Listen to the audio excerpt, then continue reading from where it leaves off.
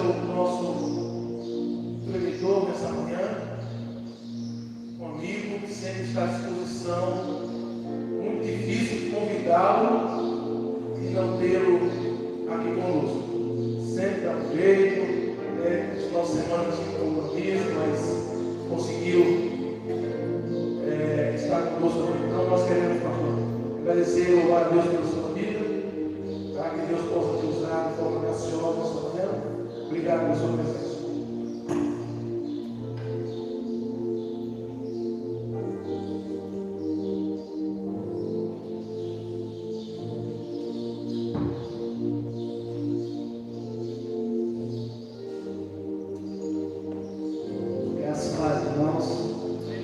Bom dia, manhã maravilhosa, né? Finalmente essa manhã fria, preguiçosa, manhã bem boa de ficar na cama mesmo, para toda a semana. Obrigado. Estamos aqui, né? Esse aniversário. Eu fico muito feliz todas as vezes que o pastor Rosa nos convida para estarmos juntos com os irmãos, e nós temos um carinho muito especial nessa igreja. Nós aprendemos muito com a vida do pastor Otto, com a vida da Fran, e são pessoas assim que a gente precisa estar perto, né? São exemplos, pessoas que nos inspiram no ministério, no dia a dia, na família. Então assim, eu venho para cá sem nenhuma cerimônia. Eu gosto muito de estar aqui. E tem o Jackson também, minha esposa, que são amigos, pessoas muito queridas, e também admiro demais.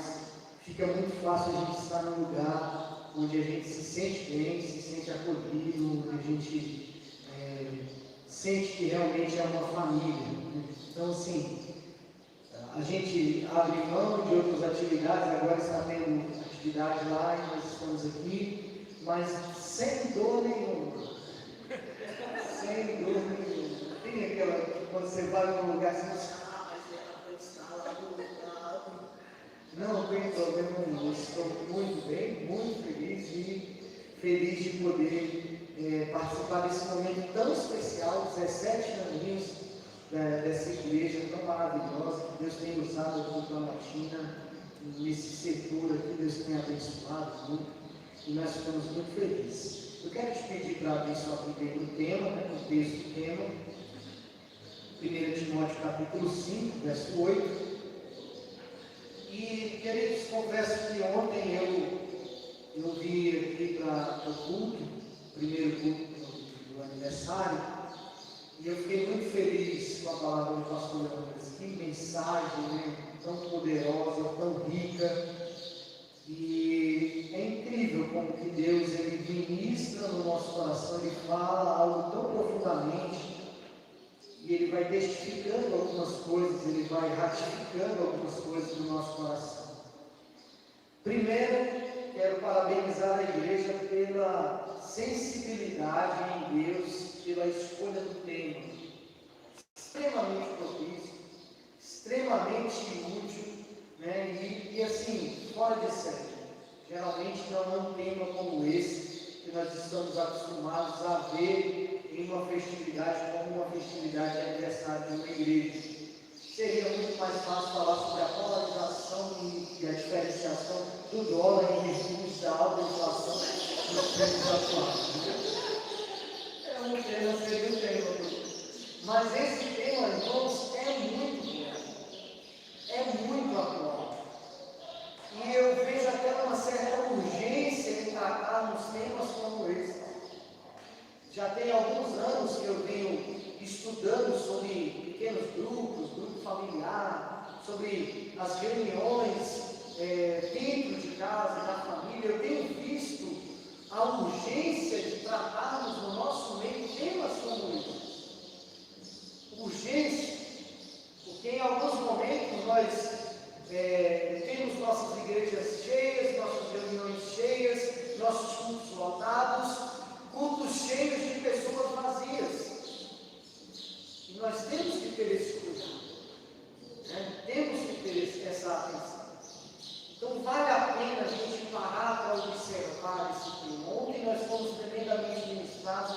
Creio que hoje Deus irá falar também no seu coração. E à noite, não perca, porque eu tenho certeza que Deus continuará falando ao meu e ao seu coração.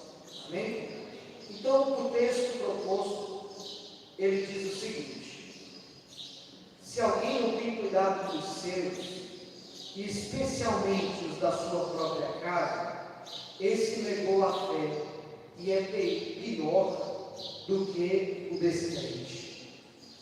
O texto é da teologia doméstica, como foi falado ontem aqui no apóstolo Paulo, tratando sobre família, orientando sobre família, ministrando ao coração de como ter uma família sólida, com os princípios cristãos corretos, fazendo a vontade de Deus e glorificando ao Senhor em família. O texto ele trata das questões, das dificuldades em que algumas pessoas conviviam e viviam naquela época. É interessante que o texto surge de uma necessidade. O texto não surge por acaso. A advertência ou esse pedido do apóstolo Paulo, ele não surge por acaso. Ele não flui simplesmente porque passou na minha cabeça: olha, cuidem dos da sua própria casa, e aquele que não cuida é pior do que o descrente. Não é. Foi por conta de um contexto, de uma necessidade, por conta de uma situação que acontecia, então necessitava de uma orientação e de uma direção. Como nós estamos recebendo? Existe uma necessidade nos nossos dias e nas nossas famílias, porque, como nós estamos tratando, os dias são difíceis. E eu quero aqui relembrar o que foi dito pelo pastor Leônidas ontem, é que os dias nunca foram fáceis. Nunca foram. De repente, os dias foram mais suaves do que os outros, mas os tempos não são fáceis. É uma luta em cima de outra luta, é uma dificuldade sobre outra dificuldade, e aí nós vamos vivendo e atravessando dias difíceis e passando por dias difíceis, e dias difíceis formam pessoas fortes, famílias fortes. Dias difíceis vão modelando o nosso caráter a ponto de nós olharmos e dizermos assim: olha, eu saí mais forte dessa dificuldade e agora eu estou preparado para enfrentar as outras que virão. O apóstolo Paulo ele faz algo tremendo aqui, porque ele diz: olha, se alguém não tem cuidado dos seus. E quando nós tratamos aqui no âmbito congregacional, nós entendemos que os seus ou os meus não se limitam da minha família. Os seus e os meus, quando ele fala aqui, está tratando dos irmãos, das famílias que congregam junto, dos pastores, de todo o coletivo, de toda a congregação. Então ele já traz uma advertência para termos um cuidado geral. Mas não só isso. Ele afunila um pouco mais. Ele estreita um pouco mais. Ele aperta um pouco mais, dizendo: em especial os da sua própria casa. Em especial os da sua própria casa. Hoje eu vou compartilhar algumas situações que nós vivemos dentro da nossa família, porque quando eu li esse texto, eu percebi o quanto que em alguns momentos nós temos a capacidade de fazer de dias difíceis dias ainda mais difíceis. Infelizmente, nós temos a capacidade de as coisas já não estão boas, com a nossa falta de sabedoria, com a nossa ignorância acerca do propósito de Deus, com a nossa falta de humildade e simplicidade diante das direções que Deus nos traz, de tornar dias que já estão difíceis em dias ainda mais difíceis. Já está complicado. Aí a gente fala algumas coisinhas, complica ainda mais. Já está difícil. Aí nós vamos agir de algumas maneiras e aí complicamos ainda mais. Já está complicado, o dia já está nebuloso. E aí nós vamos tendo algumas atitudes dentro da nosso ambiente congregacional ou dentro da nossa família, e aí essas atitudes acabam ainda complicando mais a situação. Mas pastor, será que realmente tem como? Nós estamos num ambiente cristão, né, na igreja, congregamos, oramos juntos, adoramos juntos, falamos do amor de Deus. Será que tem como nós que estamos aqui tornar as coisas difíceis ainda mais difíceis? Tem. O que eu vou falar para vocês, o que eu vou mostrar para vocês, foram situações que nós vivemos na terra. Eu, minha esposa, meus filhos. Hoje o Samuel está lá no culto, tocando, mas veio ali minha esposa Ivanete, levanta a mão em amor, e Leda, minha filha mais velha, e a Amanda, minha outra filha mais nova. Minha igreja está aqui. Meu primeiro ministério veio aqui. E demorou para que eu percebesse isso. Se alguém não cuida dos seus, é pior do que os incrédulos. Demorou para eu perceber isso. E nós só percebemos isso às vezes depois de muito sofrimento. No ano de 2006, se eu estiver errado, você vai me corrigir, nós não somos muito bons para dados. Mas no ano de 2006 nós morávamos lá no Vale do Amanhecer, Gabriel, e nós pastoreávamos lá no Vale do Amanhecer. 2 crianças já pastoreavam. Lá no Vale do Amanhecer, você que conhece Planaltina sabe como é que é o ambiente do Vale do Amanhecer, como que é o clima do Vale do Amanhecer, e espiritualmente também você deve ter uma noção de como que é o Vale do Amanhecer. Então lá nós dirigíamos uma congregação, na época, Igreja Batista Plenitude, e éramos muito à frente, nós trabalhávamos demais, irmãos, nós nos dedicávamos muito, mas muito mesmo, a ponto das coisas tomarem uma forma muito bonita, a igreja crescer, a congregação caminhar bem, as pessoas irem para a igreja, estarem conosco, coisas maravilhosas aconteceram naqueles tempos, e eu confesso que foram dias agradáveis, embora tenham sido dias difíceis, e eu tenha tornado aqueles dias difíceis ainda mais difíceis. Aqui eu selecionei algumas imagens. Acho que vai dar para ver, dá para ver aí um pouquinho? Né? Isso aí foi um dos cultos que nós tínhamos lá, para vocês terem noção. Daqui a pouco nós vamos entrar aqui no detalhe. A igreja era pequena, mas era uma coisa maravilhosa, olha lá. Está vendo? Muita gente, essas menininhas da frente aqui, as meninas que tinham um grupo de coreografia lá, dançavam. Coisa linda, gente. Cuidávamos de famílias, sabe?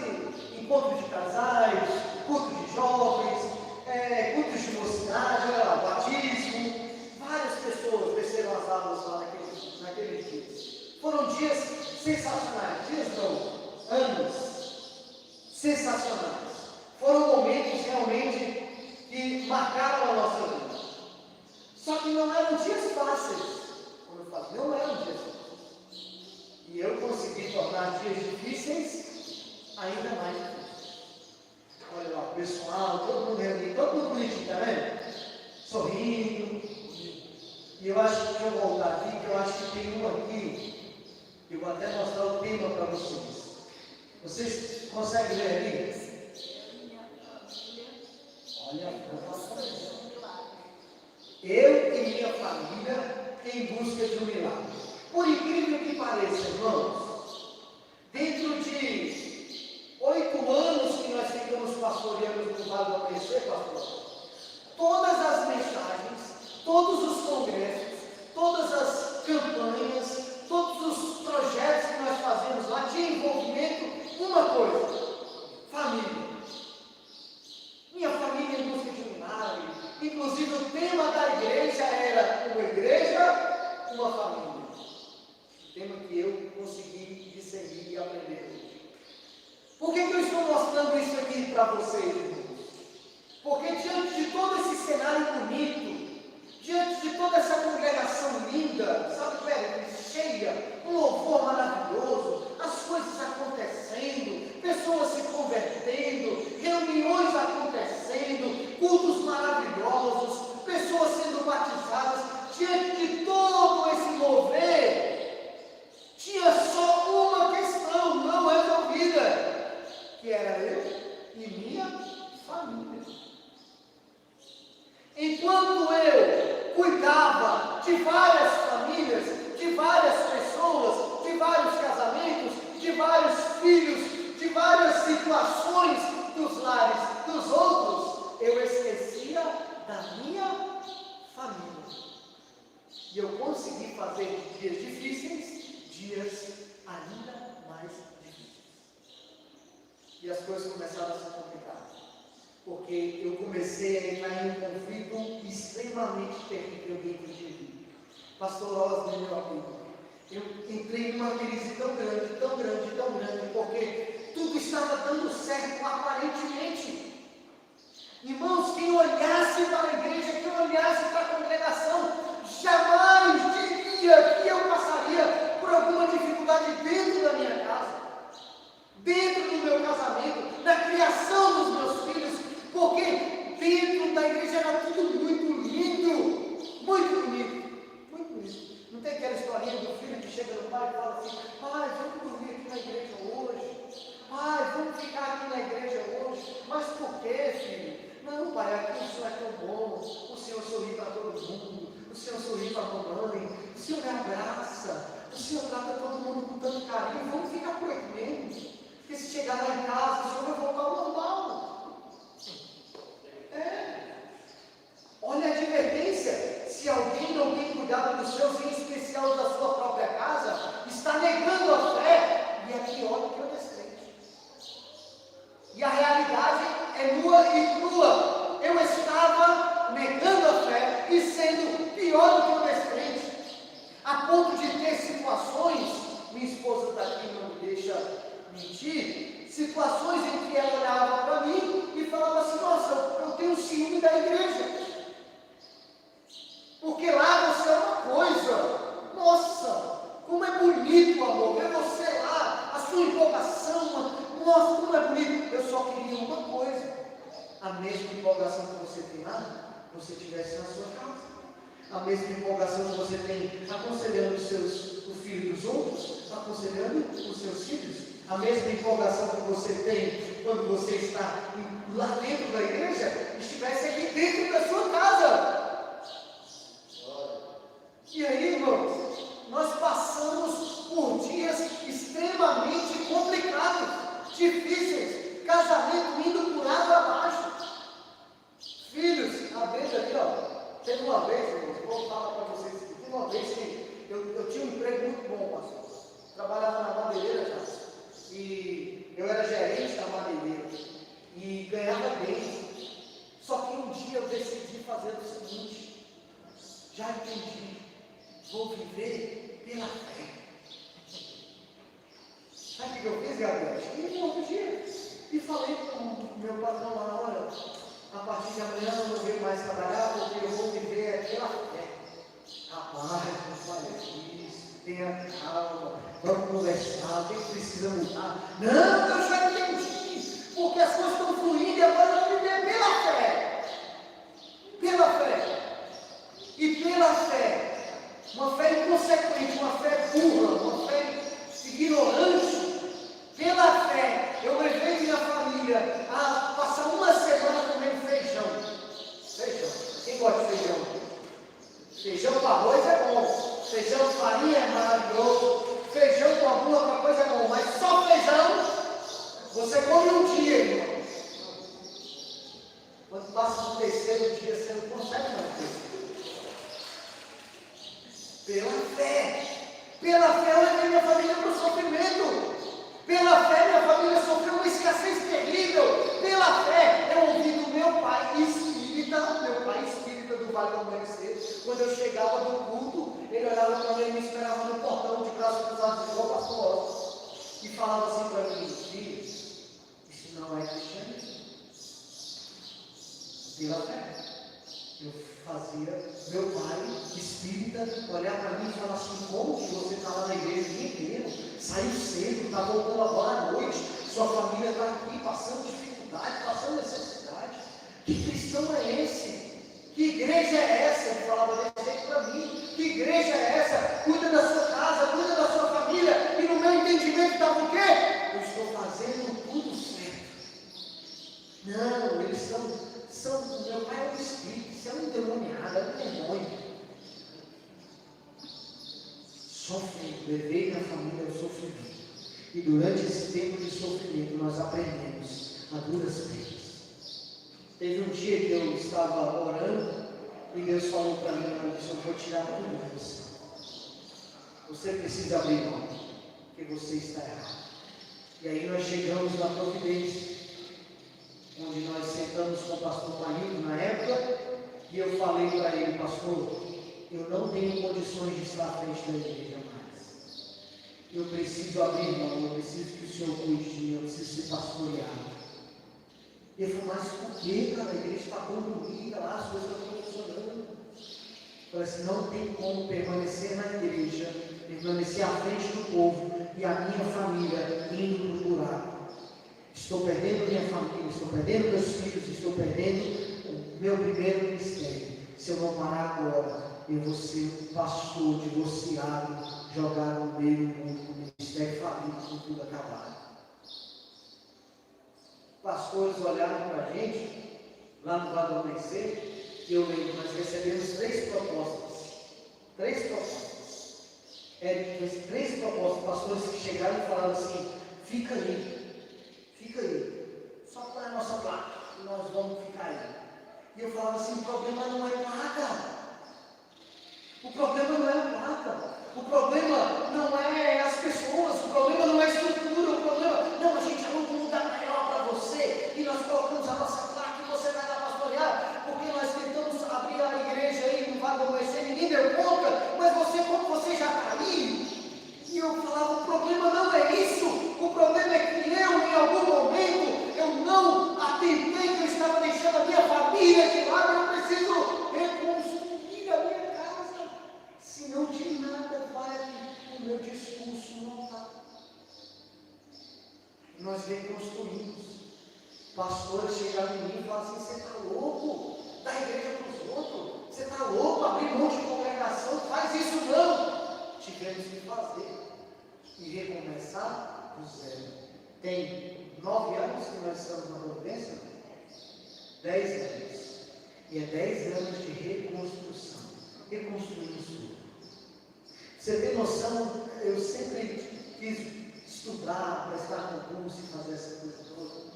Eu era inteligente quando jovem, igual o Gabriel. Agora não mais. Mas eu era inteligente. E pela fé, eu não estudei, pela fé. Porque quando eu cheguei nos meus pastores da época e falei assim: eu vou estudar. Não preciso estudar não. Eu vou fazer teologia. Não, irmão. Para que você vai estudar isso? O Espírito de Deus já tem de você. Ele te ensinará todas as coisas e acabou, e não é para nada. Não estudei, não trabalhei, não me formei, e depois, há 10 anos atrás, quando eu recomecei, nós reconstruímos nossa família.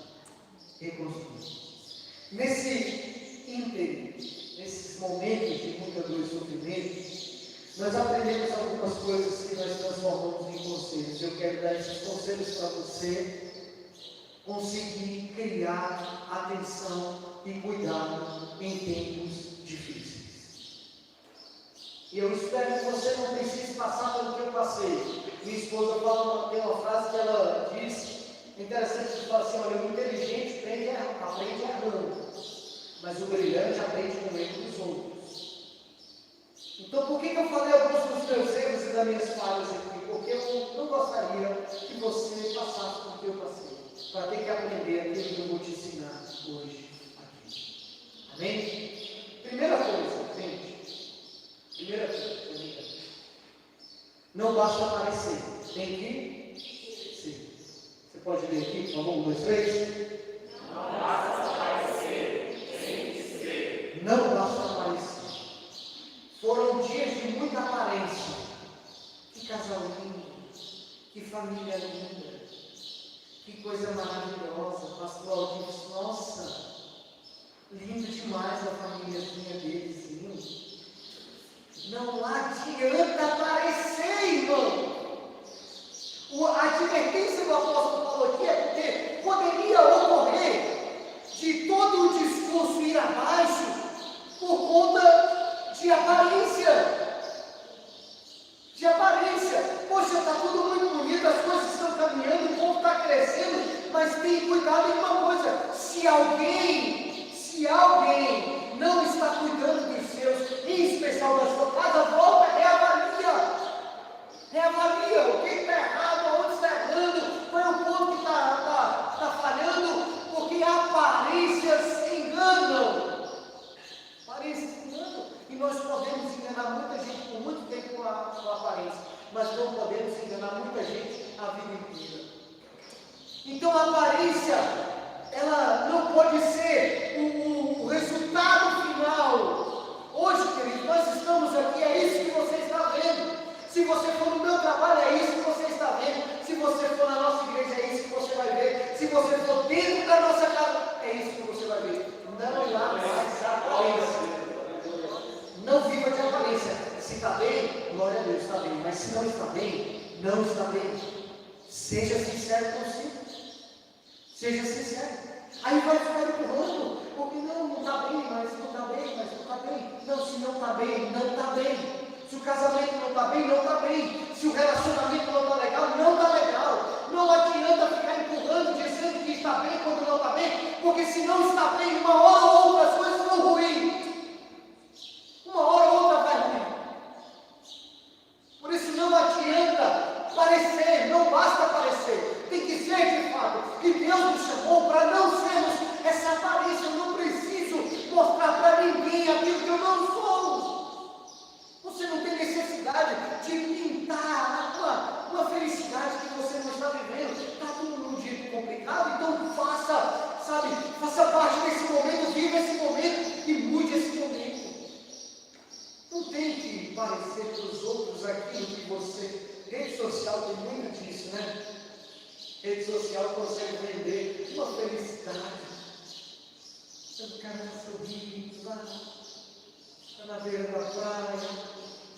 E ninguém sabe, é a areia lavada da construção e ele está tirando foto, deitado na areia lavada. Não é praia, está vendendo um momento de felicidade, né? Para todo mundo. Esses dias foi interessante, nós estávamos numa celebração de renovação de votos. Aí parou a família toda assim para tirar foto. Aí tinha o Andrezinho, nosso amiguinho lá, não queria tirar foto. Ele falou assim: vem Andrezinho, vem tirar foto. Aí foi todo mundo lá. Aí quando chegou na foto, ele... Aí tirou a foto. Nós fazemos isso, está tudo complicado, está tudo sabando. Aí quando chegamos na porta da igreja, ai, bem, pastor pergunta, está tudo bem? Tudo maravilhoso, tudo ótimo. Não está bem. Não basta parecer que está bem, querido. Não adianta parecer que está bem. Não vivemos de aparência. O cristianismo não é viver de aparência, é estar perto da luz. Quanto mais perto da luz, mais de fato nós parecemos quem de fato somos, inclusive nossas qualidades e defeitos. Então, se você ainda está vivendo uma aparência de casamento, uma aparência de relacionamento, uma aparência de família feliz, desconstrói isso. Comece a viver de fato esse propósito de Deus, que é um propósito de família feliz. Segundo ponto, o segundo conselho que eu gostaria de trazer para os irmãos é esse aqui: ciclo de prioridades definidas. O apóstolo Paulo, se nós observarmos no texto, ele vai trazer prioridades. Ele vai falar assim: olha, se alguém não tem cuidado dos seus, mas em especial ele pontua, é para fixar na nossa mente. Não está cuidando dos seus, mas não está cuidando da sua casa. amplia a gravidade do não cuidado, da negligência, e fala, esse aí negou a fé e é pior que os incrédulos. Ele fala de prioridade. Na minha vida eu sofri muito por não ter prioridade. Não dá prioridade. Essa rede de cuidado que nós queremos criar dentro das nossas congregações, junto com as nossas famílias, elas precisam de prioridade. É fazer o que precisa ser feito quando deve ser feito. É fazer da coisa principal a coisa principal. É não deixar para depois. Ah, mas está tudo caindo, minha família não está bem, mas depois eu vejo isso. Depois não. A nossa prioridade. Nós tivemos que redefinir. Nós criamos um ciclo de prioridades em casa. Deus, família, trabalho e igreja. É um ciclo de prioridades. Deus, família, trabalho e igreja. Deus vem em primeiro lugar sempre. A minha família está em segundo lugar sempre. E aí as outras coisas vão se encaixando dentro deste ciclo de prioridades. Eu sustento minha família, eu congrego, eu estou junto, eu participo, mas nada toma o lugar de nenhum. Tudo tem o seu lugar definido. Quem sabe você precisa definir as suas prioridades hoje. Colocar as coisas em ordem. Porque eu deixei as coisas, sabe, fora de ordem. Eu dava tanta prioridade para a igreja. Eu amo esse ambiente de igreja. Vocês não têm noção.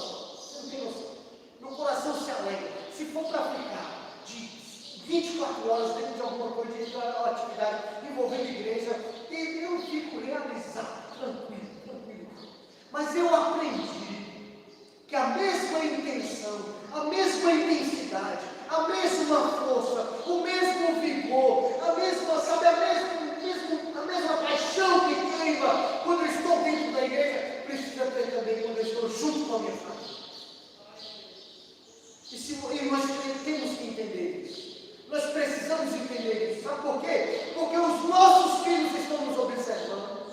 Os nossos vizinhos estão nos observando. Os nossos parentes estão nos observando. Olhando o perfil de família cristã que você é. Que você tem. Existe uma multidão de testemunhas a nos cercar, observando o nosso exemplo como família. O nosso exemplo como família. E aqui é o ciclo de prioridades, é colocar as coisas no seu devido lugar.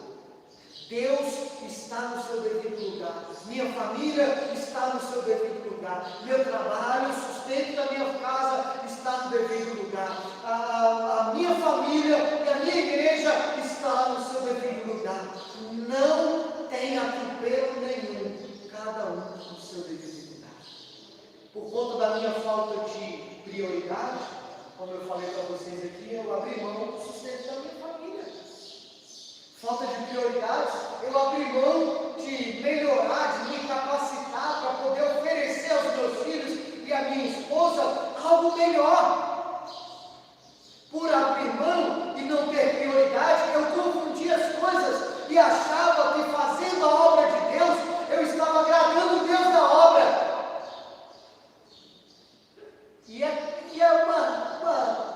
Chega a ser paradoxal, chega a ser complicado às vezes a gente tentar entender isso, porque nem sempre nós estamos fazendo a obra de Deus agradando o Deus da obra.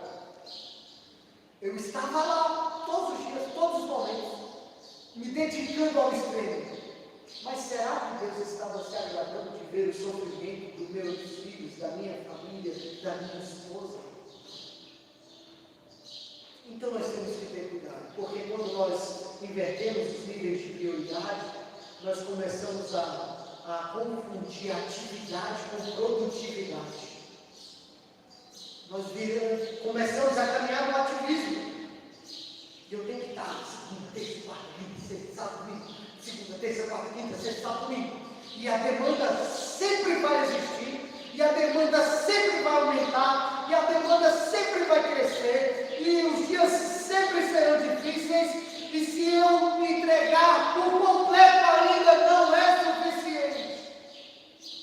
as pessoas vão exigir, as pessoas vão querer você como líder, como pastor, como cristão, as pessoas vão sugando.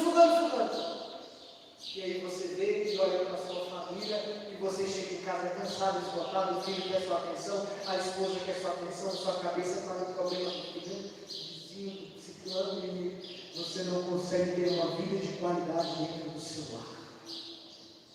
Cuide da sua casa, cuide da sua família, estabeleça prioridades na sua casa, enquanto há tempo, e depois sofre. Vamos lá. Mas não deu certo, pastor. Já tentei, não deu certo. Então faz sempre. Reinicie quantas vezes for necessário. Eu tive que dar um reset na minha vida no meu ministério.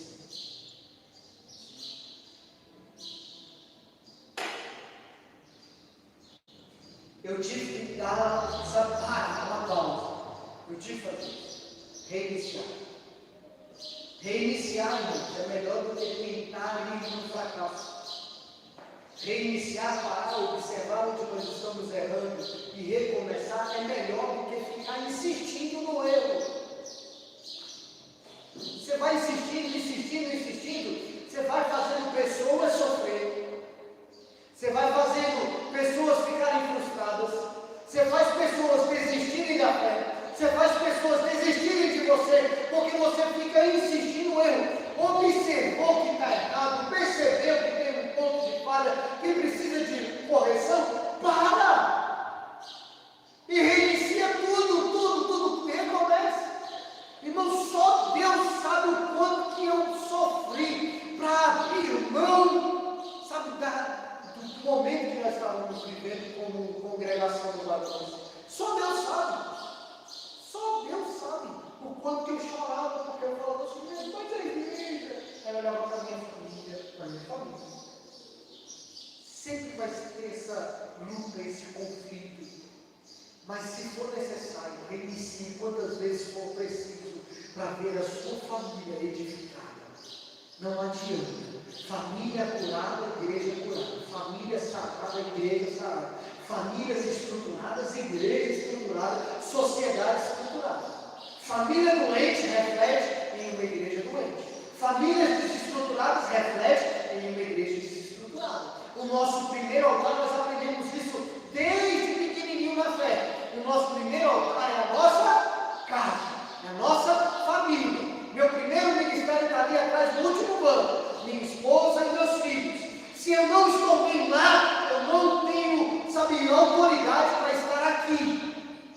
Aquele que não governa bem a sua própria casa, para por aí. Vai arrumar, conserta a sua casa, conserta a sua família. Quantas vezes for necessário, recomeça, reinicie, volte atrás, peça perdão, se reconcilie, perca o altar novamente, busque novamente, mas recomece. Até porque o nosso Deus é um Deus de recomeços. Nosso Deus é um Deus de novas chances, de novas oportunidades. Então, de repente, você pode estar olhando e falando assim, não, mas já perdi tudo. Já perdi meus filhos, já perdi meus amigos, já perdi minha família, meu casamento já foi por breve. Não foi. Enquanto Deus não põe um ponto final, a história continua.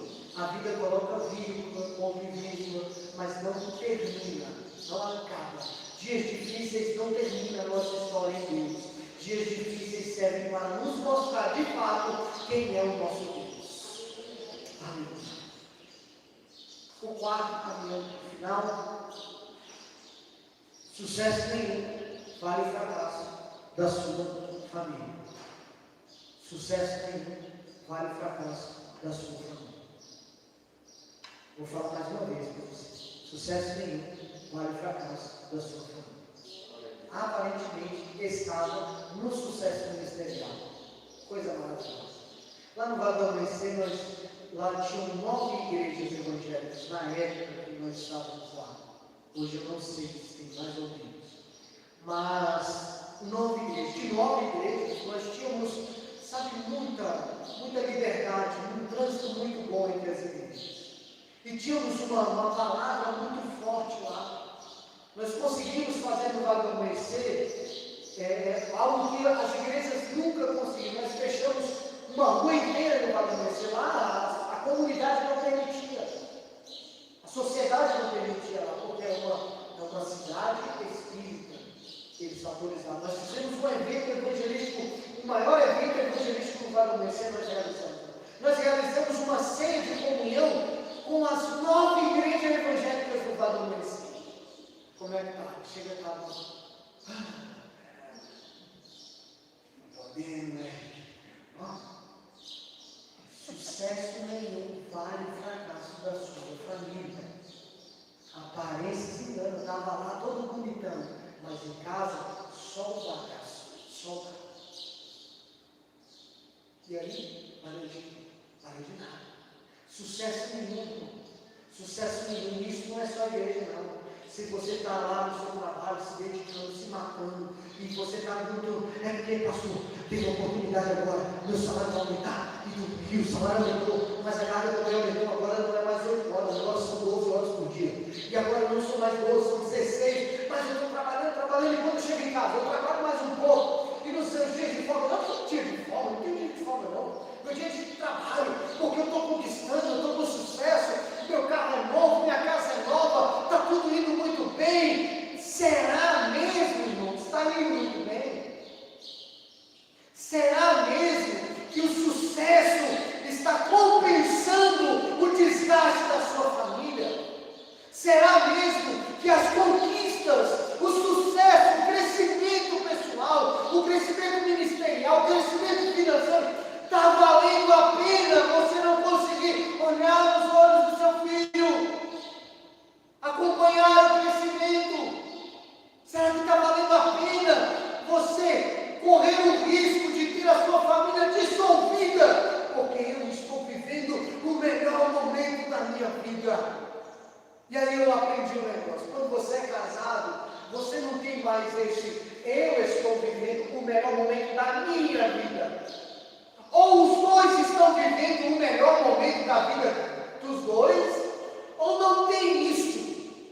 Casamento não tem felicidade de um lado só, não tem realização de um lado só. Eu estou muito bem realizado, mas o outro está extremamente triste e infeliz. Eu estou muito bem, eu estou conquistando tudo, e o outro está ficando para trás, está totalmente desesperançoso. O que é isso? Não é assim. Nada, sucesso nenhum no mundo vai valer a pena o sofrimento, o desgaste, o fracasso da sua família.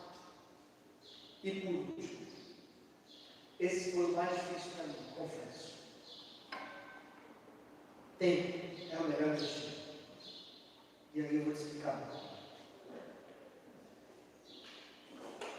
Nós conseguimos ter tempo para os amigos, nós conseguimos ter tempo para o futebol, nós conseguimos ter tempo para as outras atividades, temos tempo marcado para o nosso trabalho, e ali você não pode se atrasar, você chega na hora certa, você sai na hora certa. Temos tempo para a igreja, temos tempo para tudo. E olha que nós damos tempo de qualidade para essas coisas. Mas é muito difícil, às vezes, nós darmos tempo de qualidade para a nossa família, para a nossa casa. Tempo de qualidade. Quando eu falo tempo de qualidade, porque naquela época, quando nós nos reuníamos em família, era para tratar de quê? Quem chuta aí, irmão? Dá para falar de quê? Da igreja. Se estava em algum lugar para almoçar, falava de quê? Da igreja.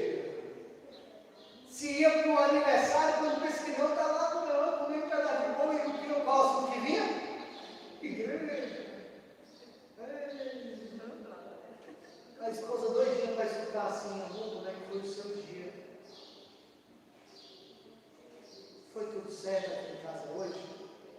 Não. Chegava no trabalho, o que tinha que resolver? Igreja. Vai para a reunião dos filhos?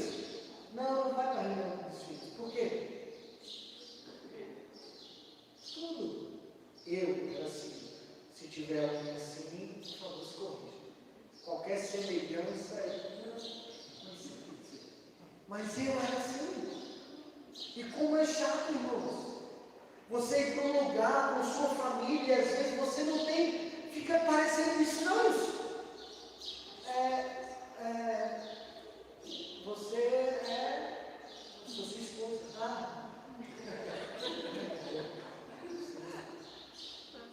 Parece estranhos. Não tem mais convívio. Sabe qual é o convívio? Oi, tudo bem? Boa noite.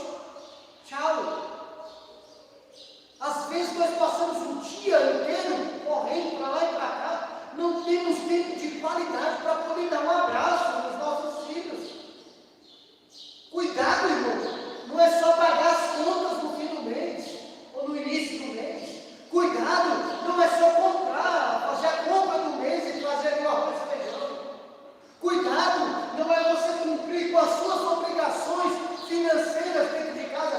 Mas ela reclama de cuidado, mas está lá, ó. Eu comprei isso, eu comprei aquilo, eu compro aquilo outro, eu pago isso, eu pago a conta dela. Pastor, o que eu não estou cuidando? Cuidado, não se limita a isso. Cuidado, quem sabe, irmão, eu tive que aprender isso.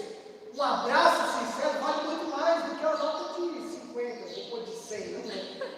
Porque a inflação está alta. Mas um abraço sincero vale a pena no final do dia, irmão. Você está longe da família e dos filhos. E quando o filho chega, sai perto de mim. Minha cabeça está cheia, eu preciso descansar. Aí, vai fazer qualquer coisa. Mas com coragem. Cuidar uns dos outros em tempos difíceis. É você aprender que você precisa dar tempo àquilo que precisa de tempo. E tempo de qualidade.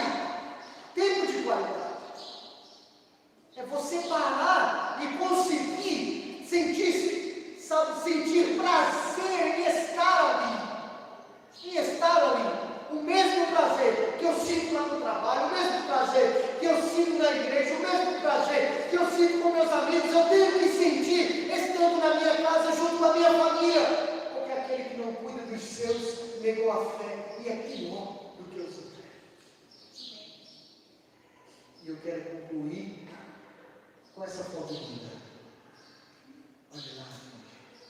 Esse ali é o Samuelzinho, tá? Esse aqui foi. Sabe por que eu faço questão de mostrar essa foto? Quanto tempo tinha de casado essa foto? Uns 17 anos, uns 17 anos de casado. 17, nós vamos completar ano que vem 20 e. Vamos ver se você sabe. 21 anos. Viu aí, né? Entenderam, irmãos? Captaram aí, né, os varões? Vamos completar no que vem 21 anos de casado. Gente, e nós estávamos lá, sabe? Nós nunca tínhamos tido a capacidade, a condição não. Nós nunca havíamos dado prioridade para a nossa família, para o ponto de sair. Eu coloco essa foto aí quando eu inicio família, porque isso aqui marcou o nosso momento. Isso aqui foi longe não foi em Londres, Nova York, não parece, né? As duas parecem que é lá na Disney. Caldas novas. Eu e minha família vivendo o melhor dia da nossa vida.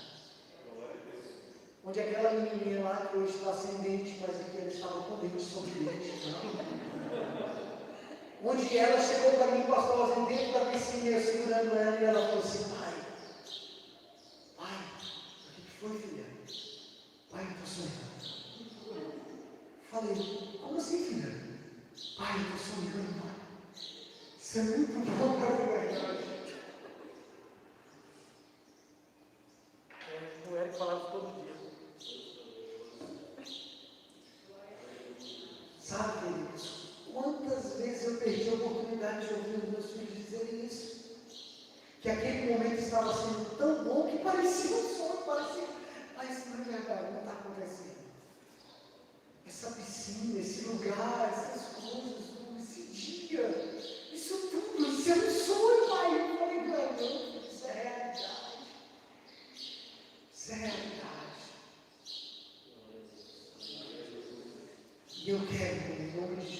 você aprende que sua família é algo tão importante para você, tão importante, que vale a pena todo o seu esforço para cuidar dela. Fica esperto comigo.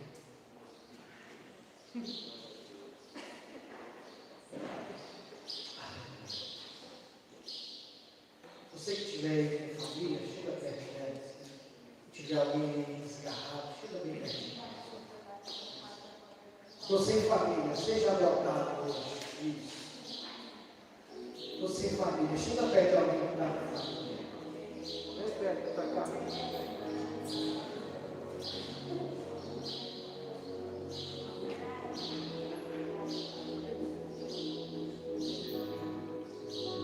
Ele quer uma maneira de funcionar. Vai chegar. Sua família é algo tão importante. Por isso que o apóstolo Paulo traz essa ideia. Tem que cuidar de todo mundo. Tem que cuidar de todo mundo. Tem sim. Tem sim. Todos que estão perto da gente merecem cuidar. Todos. Sem exceção.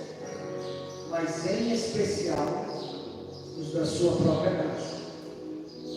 Se você não faz isso, está negando a sua fé e é pior do que os negros.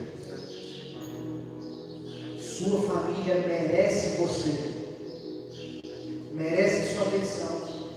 Sua família merece o seu cuidado, merece o seu cuidado. Amém? Eu quero orar por você e pela sua família.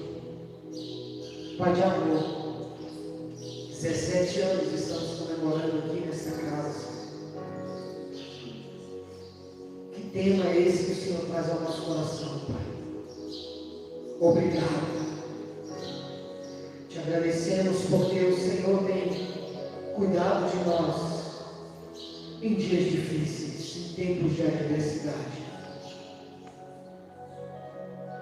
Te agradecemos, ó Deus, porque até aqui o Senhor tem nos sustentado com a tua poderosa mão e não irá nos deixar perecer. Espero em Deus, ó Pai, que cada família que está aqui possa ter entendido um pouquinho daquilo que o Senhor tem ministrado no meu coração acerca de família. Que possam entender e viver e começar a praticar esses simples conselhos, ó Deus. Que mudou a minha realidade, que mudou a minha família, que tem mudado a minha vida, que tem transformado a minha vida dia após dia. Obrigado, Senhor, porque esta igreja é uma igreja que cuida. Obrigado, Senhor, por essa congregação que ama, que chora, que ora, que sofre com os irmãos, que se alegra com os irmãos. Obrigado, Senhor, por este momento que nós estamos tendo aqui juntos, porque o Senhor trouxe aqui aqueles que necessitavam de ouvir esta palavra nesta manhã. Obrigado pelo teu cuidado, nosso Senhor, obrigado pelo teu cuidado com a nossa família, com o nosso lar. Nós saímos daqui nesta manhã convictos, ó Deus, de que o Senhor tem um propósito no nosso lar. Não é à toa, o Senhor não faz nada à toa. O Senhor não faz nada sem propósito. E esse tema deste ano tem um propósito de abrir os nossos olhos para cuidar uns dos outros, para amar uns aos outros, para despertar para a necessidade que o outro tem. Ah, Jesus, obrigado, Deus, por esta manhã tão maravilhosa. Te agradecemos por esse dia. Continue ministrando e falando ao nosso coração durante o dia e a noite, Pai. Assim eu oro e te agradeço.